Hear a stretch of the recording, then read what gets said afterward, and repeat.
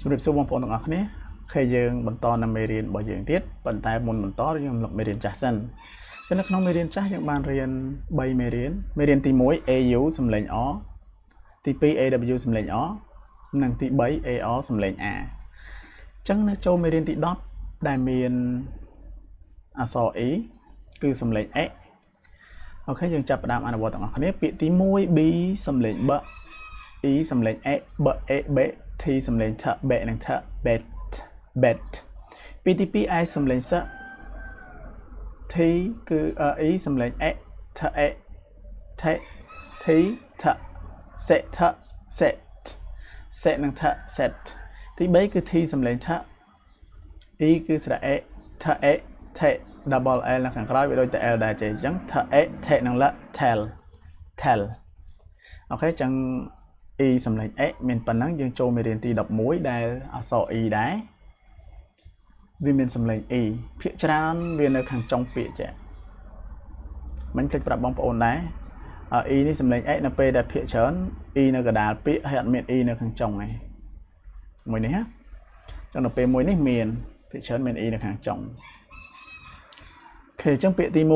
1ពាក្យរៀងវែងតិចណា C សំឡេង K O នេះគឺស្រអកខអខនឹង con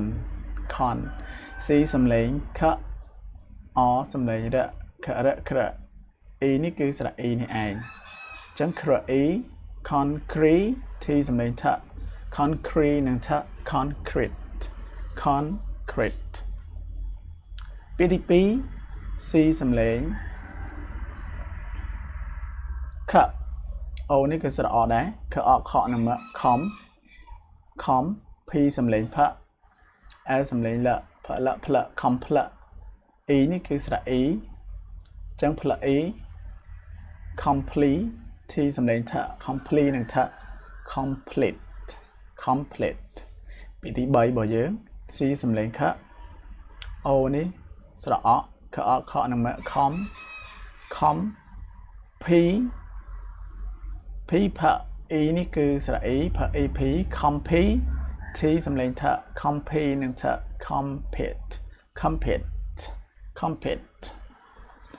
អូខេចឹងមេរៀនរបស់យើងមានប៉ុណ្ណឹងមេរៀនទី10 E សំឡេង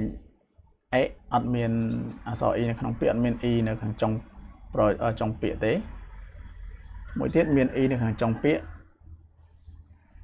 E នៅក្នុងពាក្យហើយមាន E នៅខាងចុងពាក្យចឹង E នេះសំឡេង E អូខេអរគុណបងប្អូនទាំងអស់គ្នាជួបគ្នានៅក្នុងវីដេអូបន្តទៀត